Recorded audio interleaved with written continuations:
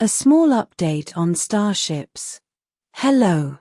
Thank you for being here with me once more. I hope you are very well today. I am Marie. Welcome to my channel. This information can be seen as science fiction, or as the viewer sees best, and I post it for entertainment purposes only. Still, I take my information very seriously, and for whoever has eyes to see. I am writing this on the morning of February 19th, 2025. Sometimes I find myself avoiding this kind of subject, as I may think it is not interesting for most of my viewers, but perhaps I am wrong. Anyhow, I need to give a situational context so the next videos will make more sense, or will be easier to understand, especially the space news ones. This video intends to provide the whereabouts of each ship at the time I write these words, as well as the activities and status of each crew whenever it is possible to share such data without compromising ongoing operations. There are currently 7 Taygeta starships in Earth's orbit, all of them working in close cooperation with one another. First, I must mention the 2 Starships-class heavy cruisers, Biggie and Starships, which are updated spin-offs of the first production batch of Taygeta-class starships. Most of the people you already know and since years ago are on the Starships, where Eridania Yelena is still its captain, and Nishera, former Queen Alanim's sister, is the ranking officer. It is from this ship that its well-known crew descends to Earth for supplies and to solve any problem that may arise. They do intervene in small operations in favor of starseeds and the general population whenever possible, yet I cannot provide any more detailed information at this time. Starships' step-down crew is still the same one as before, where DK, Nishera, Cassia, Alir and Salafile are the main ones who interact with humans while getting supplies. Yet because of the recent events I've explained in detail in my space news videos, they are going down to the surface of Earth heavily guarded by highly trained Taygetan military forces provided by Grade 5 Captain Goriel of the Starship Alcyone. After being extracted with a classic dust-off operation, Starships' step-down crew arrives on their ship and then sends me my needed food supplies and whatever I asked for from Earth, using a small shuttle as I am on another starship as I will describe further on. As most of you know, I still depend on Earth for most of my food as I grew up there, and this is the case as well for most of the crew of the Starships as well. This answers a repetitive question found on social media: why do extraterrestrials need money? Well, this specific group still depend on Earth and what it provides, because we once lived there. So we have special needs, and you cannot do anything on Earth without money. The crew of the Starships is now almost fully recovered from the disastrous series of illnesses that hit us all during last year's ending months. However, DK, who is the one that was the sickest there and almost died, is still weak and with a few related health issues, and as with myself, as I was also very sick, we were told that we would take a few more months to be back to our usual full strength. Moving on to the next ship, I am still on the Starships-class starship Biggie, the second one built, and with a full military crew.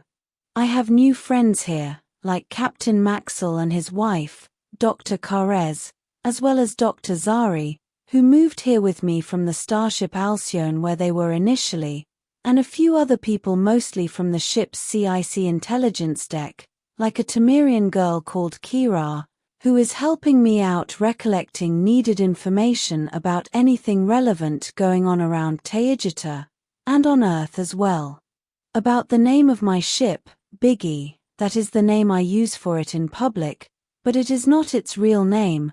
The problem is that I named it after a popular science fiction starship, simply because I liked that series and movies when I was on Earth, and I liked the idea of naming a ship after it, as a tribute to that series and the vast influence it has had over humanity.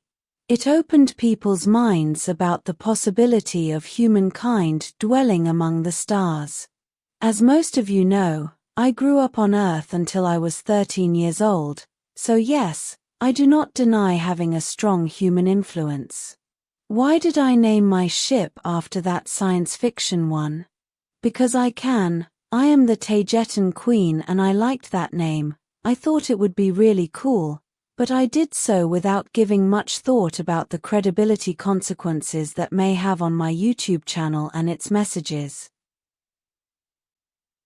This is even though my closest counselors insist that you people, my public, wouldn't mind the name of my ship at all, once you know why I named it that way, even though it physically does not look anything similar to the one of science fiction. I cannot undo what I have done, because its name is already set and it is official, and it is said to be bad luck to rename a ship, so I am stuck with it. Besides, it is nice, and I like it. I've said enough already, and no, I will not mention that name directly yet, but you are smart people. Anyhow, I named this ship and I live in it now as it is new and very capable. Moving on. Also here we have the two large Alcyone-class starships, Alcyone herself with Captain Goriel at the helm, and the newer Asterope, with Captain Thales commanding it. They are both classified as dreadnoughts as they are dedicated warships, and they are classified as two of the most powerful ships of Taygeta. These two ships provide most of the protection for the fleet here, both in space and elsewhere, as it is also equipped with fighter ships inside, and with very capable military commandos, ready to assist whenever and wherever they are needed.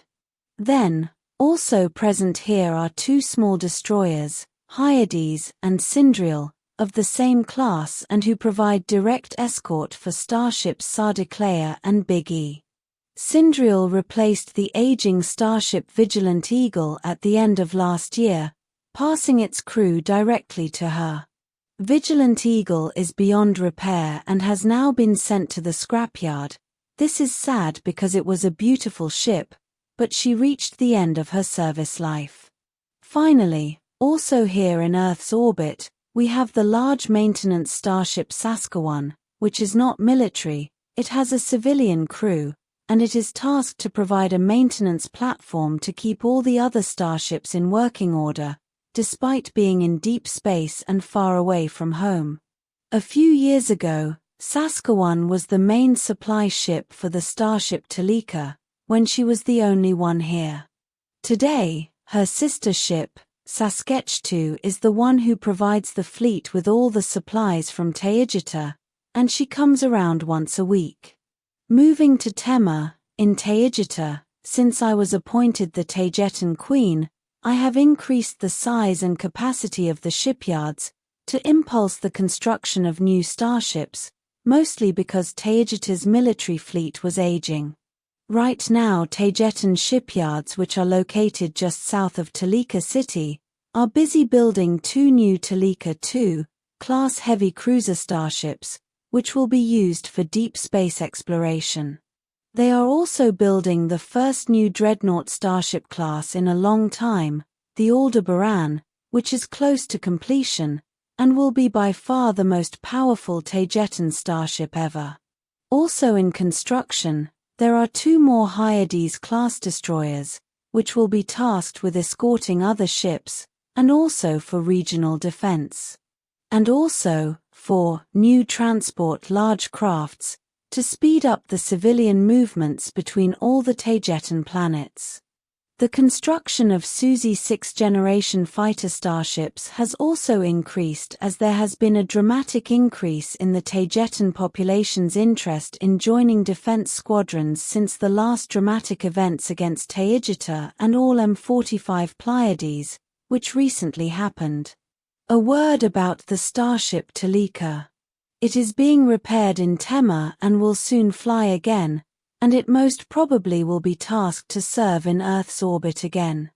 Her hull is sound and she is receiving a complete interior overhaul, including wiring and tubing among other things. Its electronics are being upgraded to Taygeta II standards, like the one found on the Sardiclea or the Biggie, and all its engines are being replaced with new ones. This will be all for today. As always, thank you for watching my video, and for liking, sharing, and subscribing for more. It helps this channel grow a lot. And I hope to see you here next time. With much love and appreciation, your friend, Marie.